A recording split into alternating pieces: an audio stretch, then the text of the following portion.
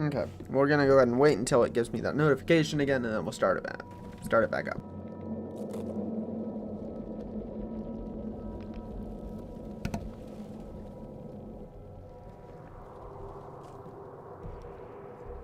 The backseat kind of.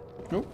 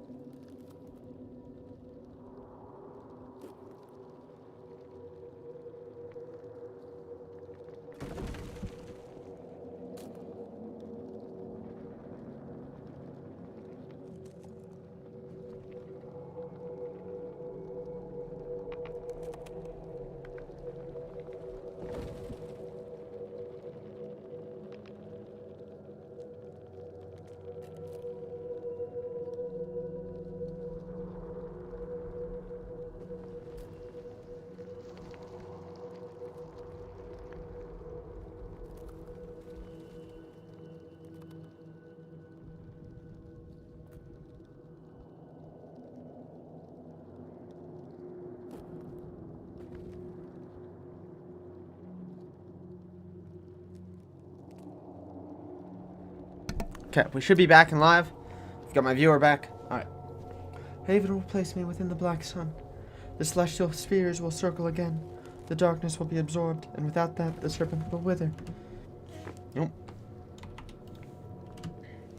She suddenly looks very tired, but tries to smile. You'll be trapped within the sun? I've come to terms with it. And now you know everything. Make sure Avon does what is right.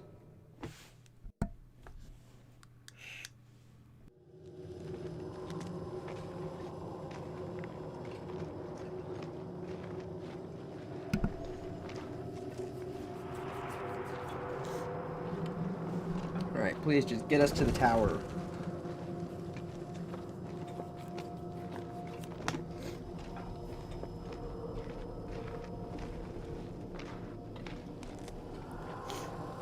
Ugh.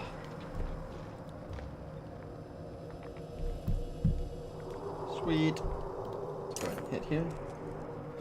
An enormous bell hangs from the carved stonework. Even untouched, it hums with a strange, deep resonance. Alfred says, "The sculptors built this godstone to themselves. They raised bells made of those who have passed.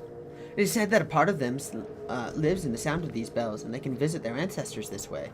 Spar crosses his arms. That would explain the spooks. The stone singer approaches the godstone, hands up, shaking his head in warning. He seems to diligently avoid touching anything.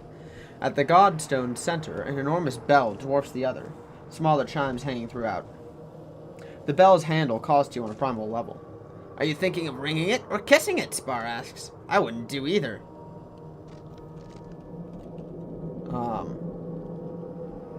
Let's tap the bell with our weapon. This bell, you ask, rapping it lightly?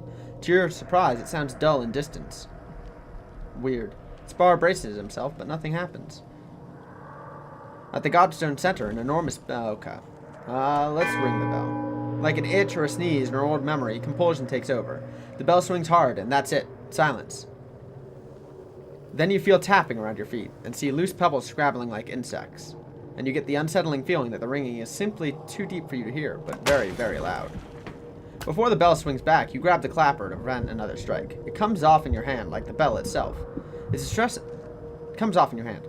Like the bell itself, it's distressingly beautiful and fills you with unease, but you pocket the thing. The ground rumbles now for other reasons, and you instinctively draw your weapons. Great.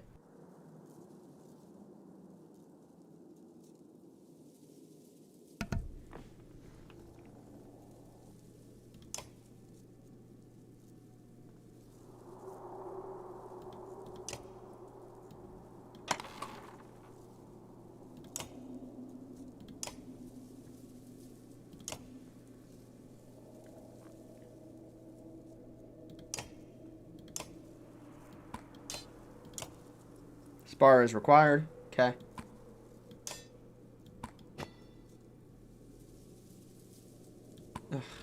Avon's injured. Whatever.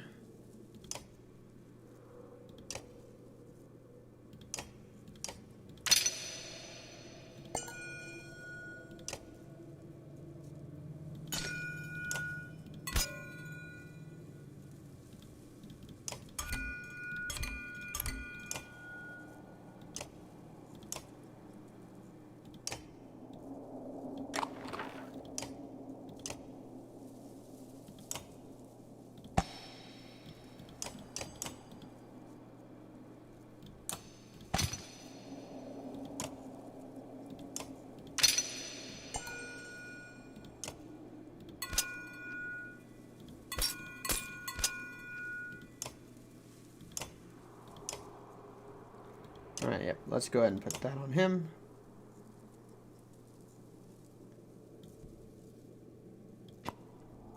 Go ahead and ready up.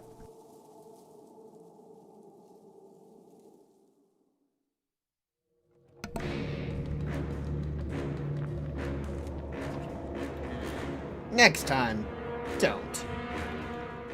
Ah, that's a lot of them. Agreed. 17, 13.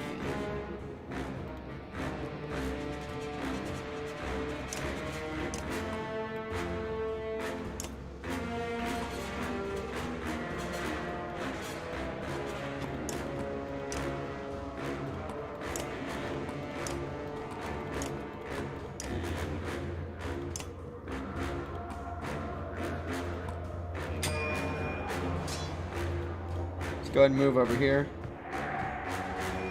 Pop as much damage into possible as these guys before they even get to go.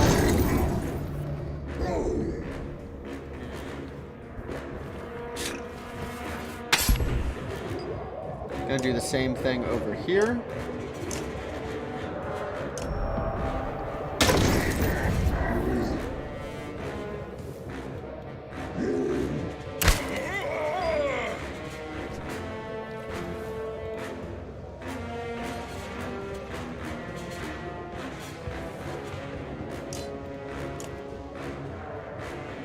Go ahead and pop this into there.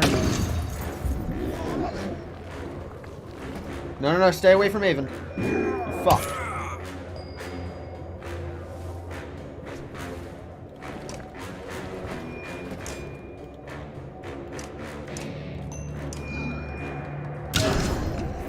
He's diseased. Could be worse.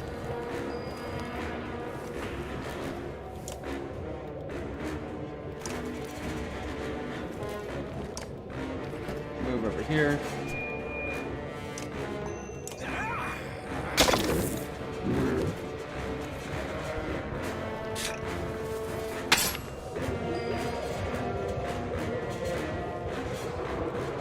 How far is the range of your arc lightning? It's 3 out, so he'd need to get here. That's not possible. Alright. Move him back here. See what we can do from here.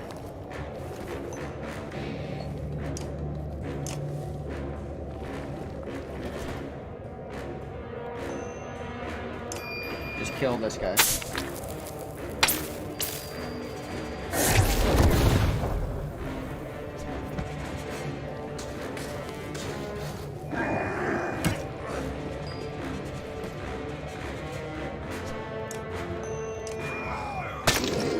Damage to his armor.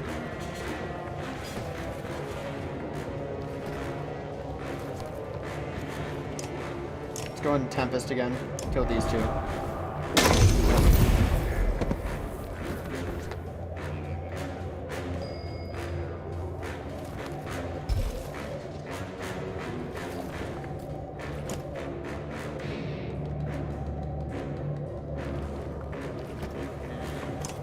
Let's break the diagonal connection that they had on him.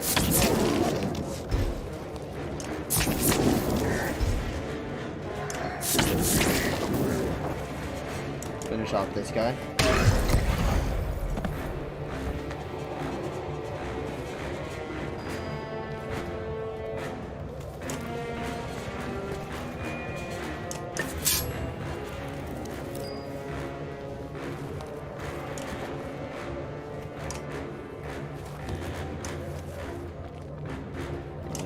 turn. Alright, Avon. Do me a favor. Kill these guys.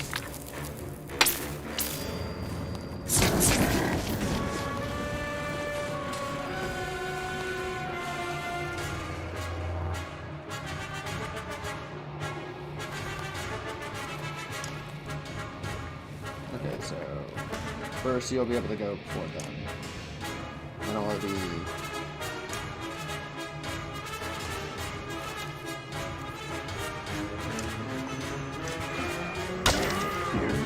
do that. Kill this guy.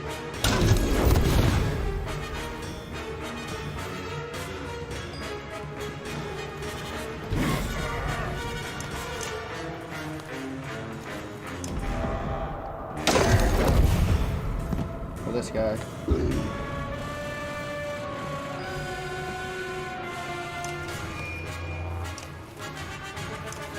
Kill this guy.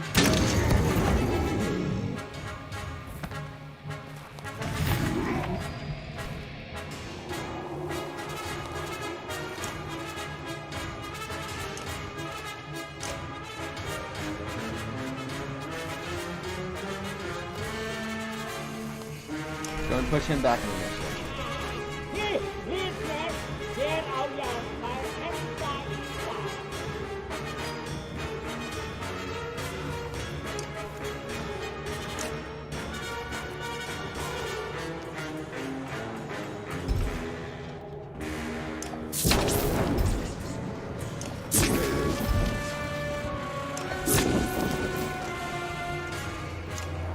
Go ahead and arc lightning him for 3 damage, which will kill him.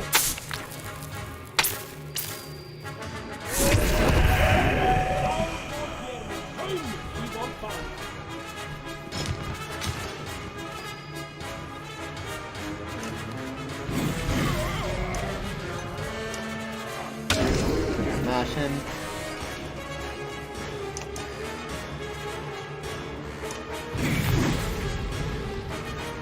Kill him. Sweet, that went well. Not even a single injured. That's what I like to see.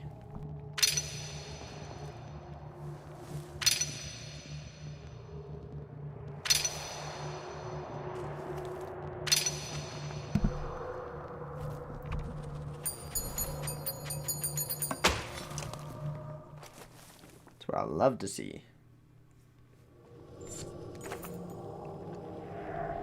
The ringing of the battle still echoes in your head, and turns into a dull ache in your bones.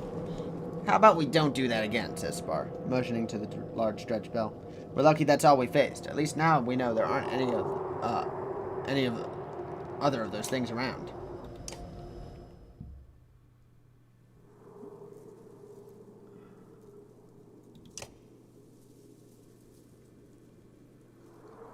We can promote him to rank 9. Can we get something that gives him will? Nope, that's 2 armor a turn.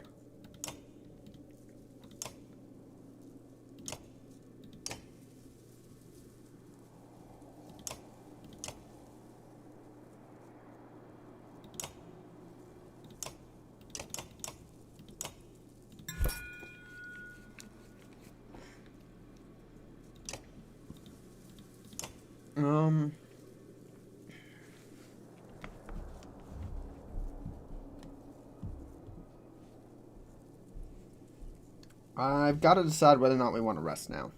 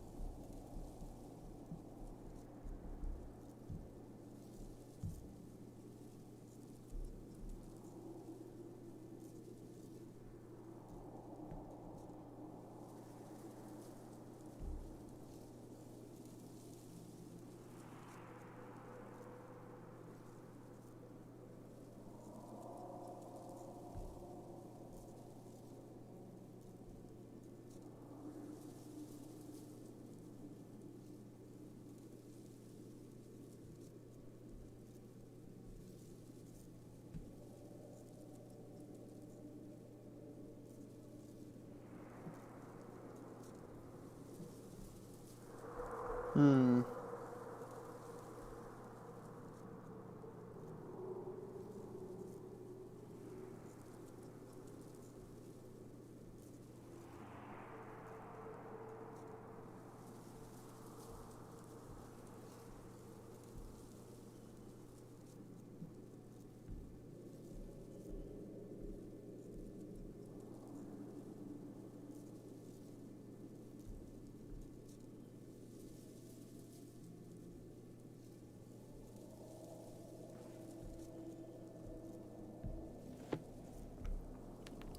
Um.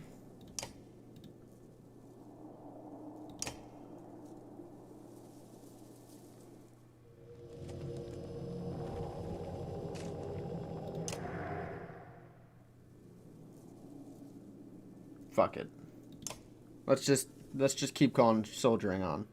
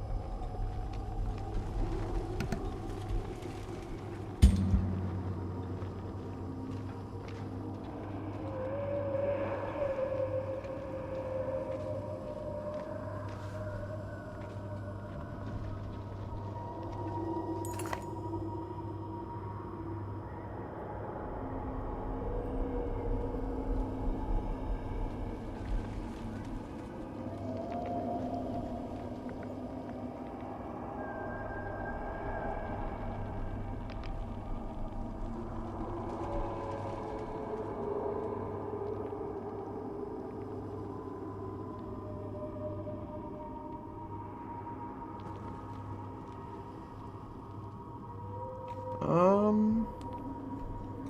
Any of you ever tasted thistleberry mead? Spar blurts out in the midst of the deep, oppressive silence. You all seem green company lately. I could use you for some thistleberry right now. Others mumble in agreement. But some passes around enough strong drink to spread around. Soon they're trying to one-up each other about what they plan to do when they return to Arboron. Let's tune them out and keep focused. They go on for a while, sprinting bright yarns in dark places. Thankfully, it draws no attention, but it was right to stay vigilant just in case. Just need to get to the tower. I don't want to return to Arboring again. Why is it warmer right here? And why does this part look different from the rest? This is... hold on. Soaring shards of smoky glass just askew from the ground, as if flung there. At first, it looks like more of the inner Earth's strangeness, until you realize that there are splinters of the black sun. Images reflect off the mirrored surfaces, creating an illusionary army of ravens as you walk through. Hold on. I thought this place was bad before. Now there's 6 of ditch. The nauseating, sweaty warmth still radiating from the fragments has everyone eager to pass through, except Avent. He has stopped at one, with his hand pressed against the glassy surface, looking at his own reflection. Come on, Avent. It's time to go. I hardly recognize myself. Could be worse. Oh, I'm sorry. I didn't mean to compare. The reality of what I must do is sinking in. We're getting close. Avent stares out in the distance. Now's not the time for second thoughts. It was always such a long way off. There was more time. Time for what exactly? Avent sighs heavily. Juno revealed it already, but there's something you may not have fully grasped. Something she forbade me to tell you. She's worried it might change things. No more secrets. The only way the black sun will return to the sky is for Juno to seal the darkness within. She has to stay there, trapped, for eternity. A fate worse than death, and it was my fault. All she's done is fight tooth and nail to make things right. All she's ever done. You can see anger spreading across Avent's face. He almost looks as if he's drawing energy from the sun shard. What if there's another way? Even with the sun broken, there must be enough energy here to destroy the serpent. It might be enough. No, we don't change the plan now. This was never my plan. I admit I broke things, but it's up to me to fix them. Who else can do this? Why should I keep asking for permission? Avon. Think of all your friends in Arborong. Avon's mouth becomes a thin line, and some of the fire in his eyes goes out. I know. I apologize. My thoughts have always been difficult to control, ever since birth. My mother was the head of the Vulcan in her time.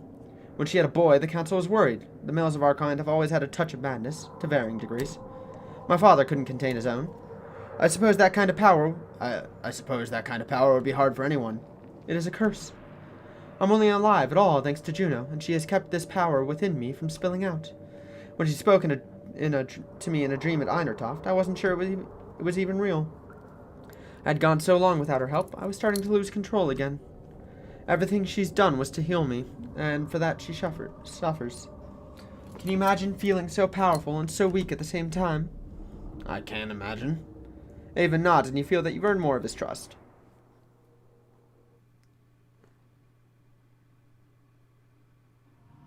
Come on. Get to the tower. Get to the tower. I beg of you. Get to the tower.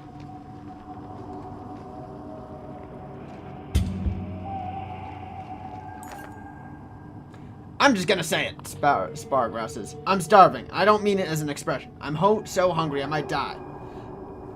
The caravan is getting precariously low on food, and nobody dares to drink the water that pools in dark crevices. You're feeling it yourself. The stone singer seems to understand, though, and though you've never seen them eat anything before. Scraping a hard bell-shaped object from the cliff walls and handing it to you, with a motion to opening it like a book. Huh.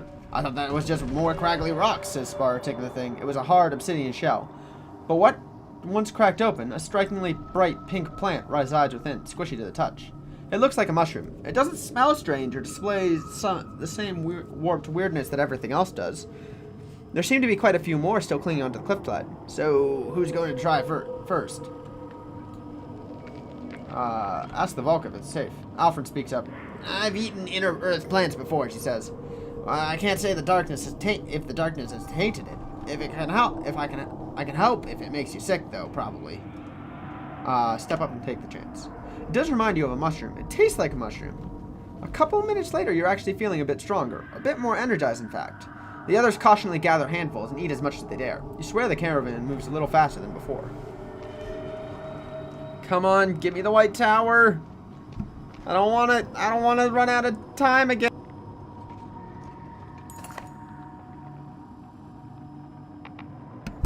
Keep a friend company, Alfred beckons during a short rest, patting a lonely rock at the caravan's edge. Innocent enough, but you see ulterior motives on her face, brighter than the White Tower in the distance. You have something on your mind? You, Ivor. It's funny. I should hate you. Many sculptors are my friend, and you are the one who they tell their children to fear. But I don't hate you. The more about you I know, the more I like you. Is that really what you wanted to talk about? Straight to the point. Avon and Juno, they don't trust you, don't they? Oh, they trust you, don't they? But I wonder if they've earned your trust. Yes, they have. Trustworthy and loyal. Do you have any faults, Varl? Now, Juno, she may be weaving little truths, but step back. Look at the whole tapestry. They wield terrible power. Perhaps you've noticed. It's exactly why they made the Order of Menders. Ah, look over there. We're only healing the sick. Building houses. Pay no mind to the madman on ivory towers. Turning the world inside out. I've considered it. Come closer. Avon created a Fane immortal. Can you comprehend? Juno cannot die. But that wasn't their goal, was it? What is immortality without power? Misery. No, I think they are trying to make a god. To make themselves gods. Don't tell me you believe they've come so far just to undo it all. I do. Then wake up. There's no more room for ignorance in this tiny bubble. Say nothing now. I'm not asking you for promises. But a time will come, and soon, I think, when you'll see truth unfolding before your eyes. When that time comes, look to me. Trust your instincts. Juno and Avon are not the only ones to know how to twist the threads. I will make certain that what they claim to be doing is what is done. I've got to live here too, you know.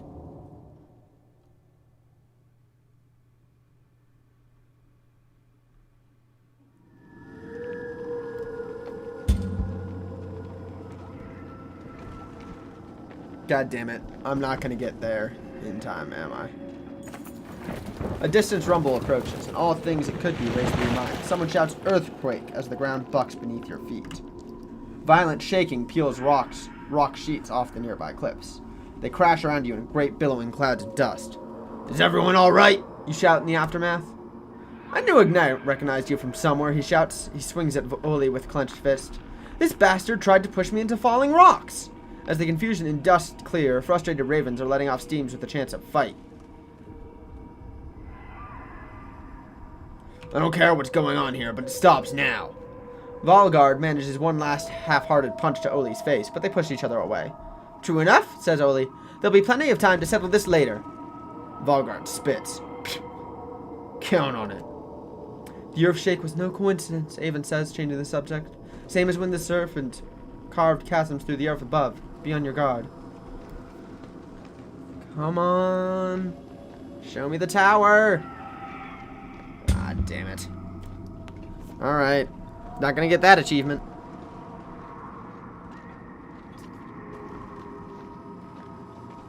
So these cliffs were homes of the dredge? Yes, as before. Why do you ask? Because I'm starting to see a lot of movement ahead.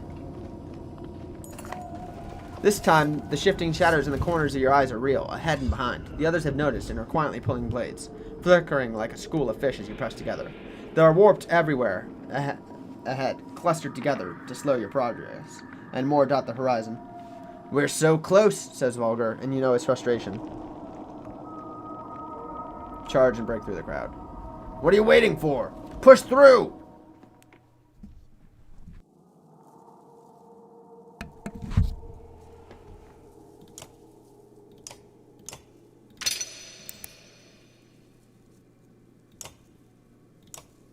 Alright, that puts him on the same level as everybody else.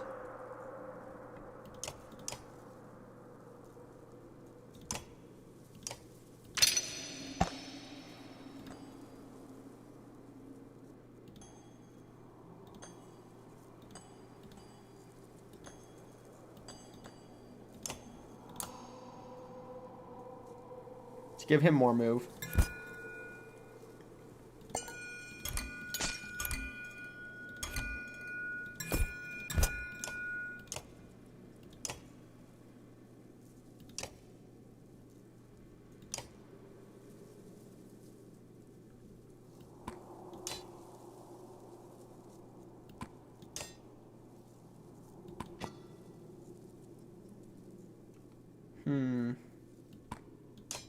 Put Juno in there.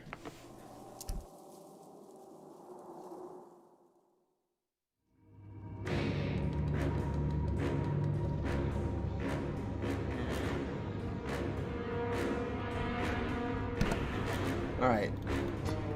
Warp Scourge is still the biggest threat.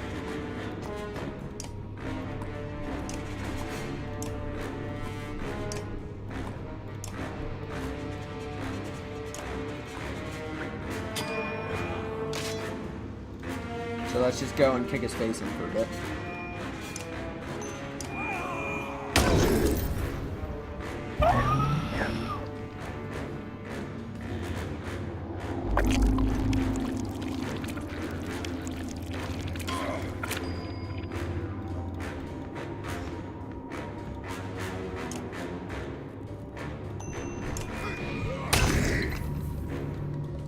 Knock him down a bit. Do you not?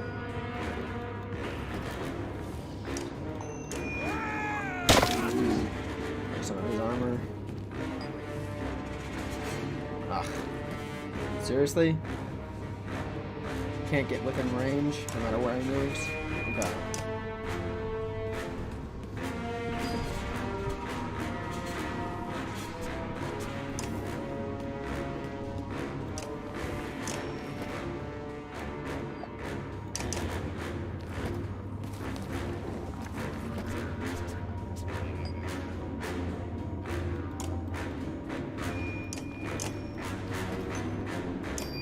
Let's just kill this guy.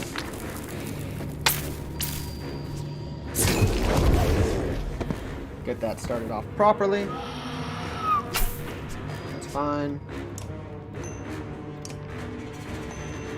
Let's break 9 armor off this guy.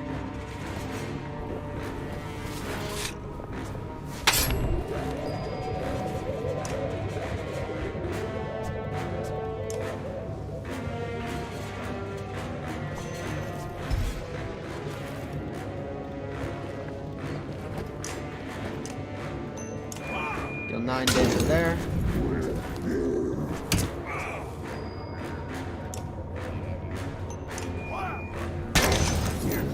Bunch of damage there.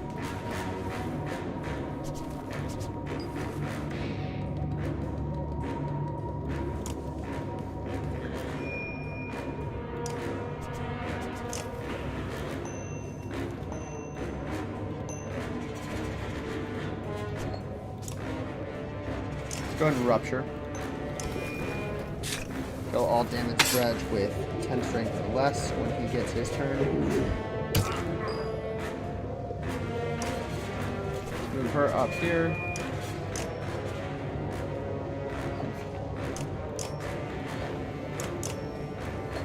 Seriously, why can I not confuse? Rank 3. Alright, she is already rank 10. Fine, confuse him. Cool.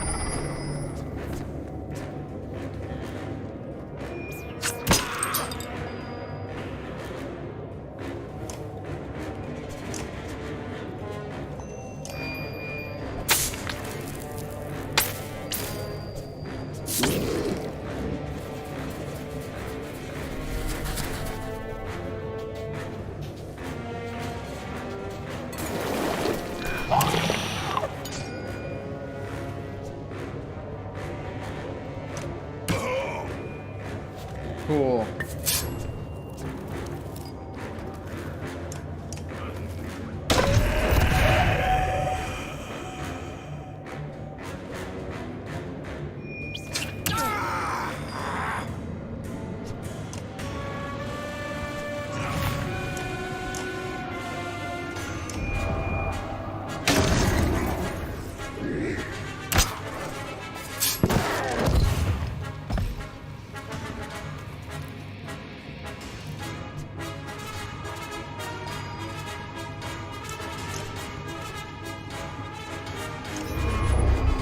Here.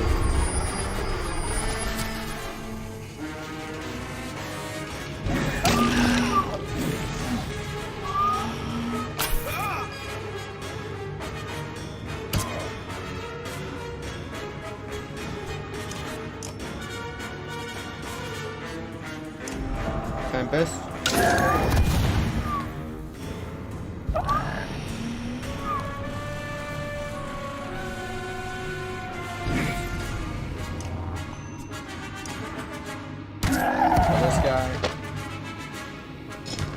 That's pillage round.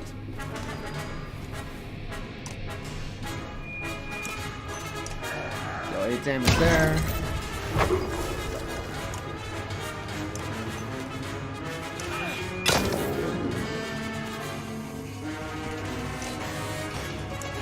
And kill that.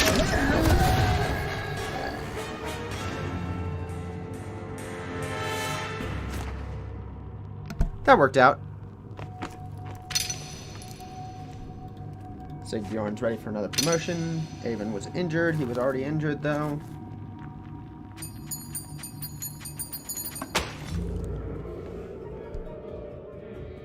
Does promoting get rid of injuries?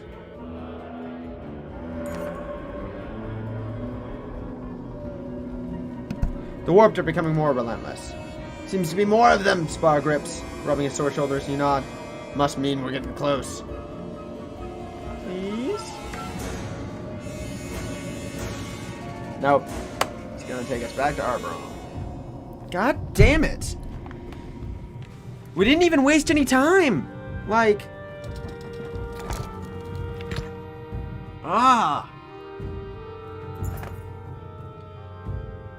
If Arborong's story is written on a tapestry, the edges are becoming frayed. The menders are dying.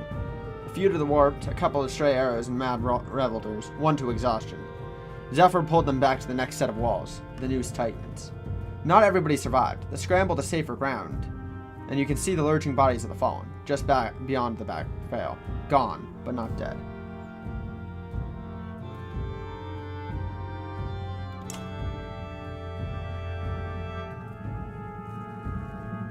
They're still all injured? Seriously? That's annoying. I clicked on the market, not the houses. Ugh. Black suit billows up from ramshackle shelters and is spreading to bigger buildings at an alarming rate. Fire! Distant shouts confirm. Serves him right. Oh, right, you overhear Varl say, watching from a safe distance. You realize he's talking about Ruga's loyalists, who scramble to save their own things from a fire they probably started. Rally able bodies and help put it out. A few brave hearts joins you, creating a chain of water buckets. It's water you doubt you can afford to lose, and worse, you don't seem to be making much progress. The fire continues to spread. Double down and get the Varl involved. The Varl hate fire, that much is clear. They mostly ignore your pleas, and eventually smoldering embers are all that's left. But not before people burned beneath buildings crumbled. You spend the late hours of the day looking for bodies. Families grieve over kin pulled from the wreckage. The Varl are gathered around one of their own, a smoldering corpse. You recognize his burnt face. It's Gris, one of Hakon's warriors. He did this on your orders, one of the Varl spits. Come a long way to die like this. God damn it, I liked Gris.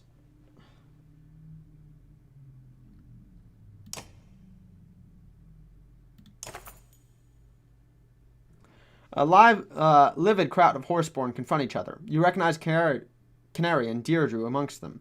At their hooves lay victims of the spat. Canary is waving her javelin threateningly. You can't be certain what has sparked them this time, or who is to blame. To convince Canary to put her weapon down. Canary seems confused at first, as if expecting you to take up arms with her. She hurls her javelin to the ground in protest. You pull the crowd apart until the only thing still being thrown is insults on the wind. You never do find out what happened, but such luxuries seem less and less within reach. Let's go to the wall. Come quick, says a bloody guard. He leads you up to the wall, to the menders, worse for the wear. The warped dredge pouring out of the darkness are still mostly dredge, but now you recognize more and more of them as Arborong clansmen turned into nightmare creatures. Where is... You begin noticing a pile of dead guards and a panicked mender holding his light against the warped. Here, shouts Ludin on the other side of the mender. He approaches with armed men. Haven't lost any menders yet. We've been fighting them off all the way down the walls, but they're coming a lot faster now. He stabs through a lunging warped. And here's more, he shouts.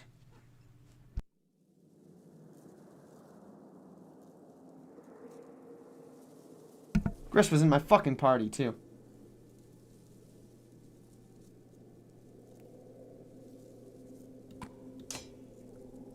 Alright, we're gonna have to do this with, injured folks.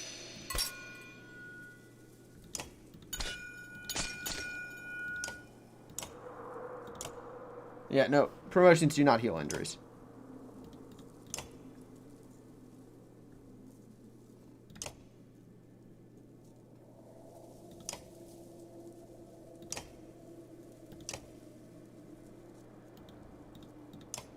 Let's ready for battle.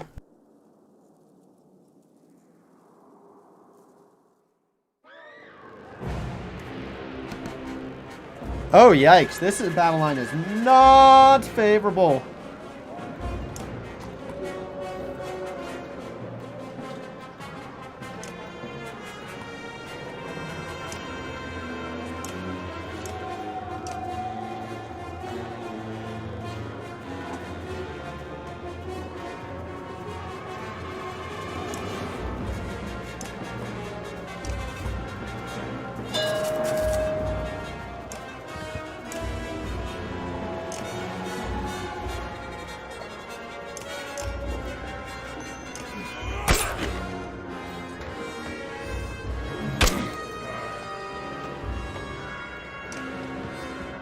Go ahead and Tempest here.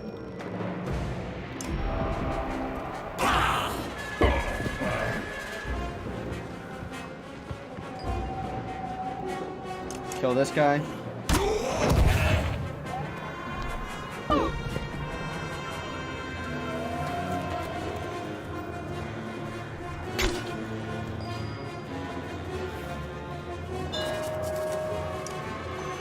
Kill this guy. He absorbed. Great. That's what I love to see. Knock him down with an awesome crit.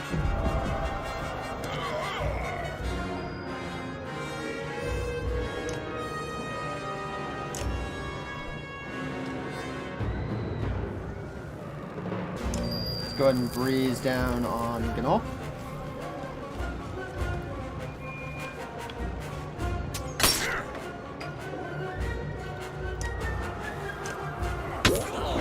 Kill him.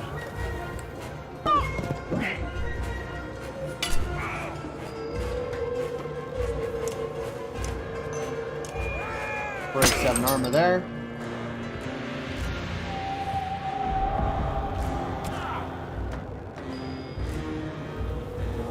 Well, that was a waste of breeze. Sorry, he'll take damage over time and die.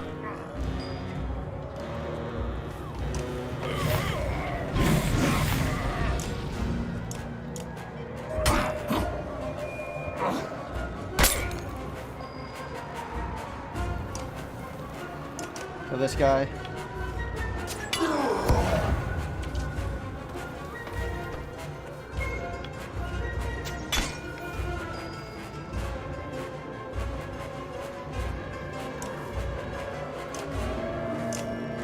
Breeze hack on.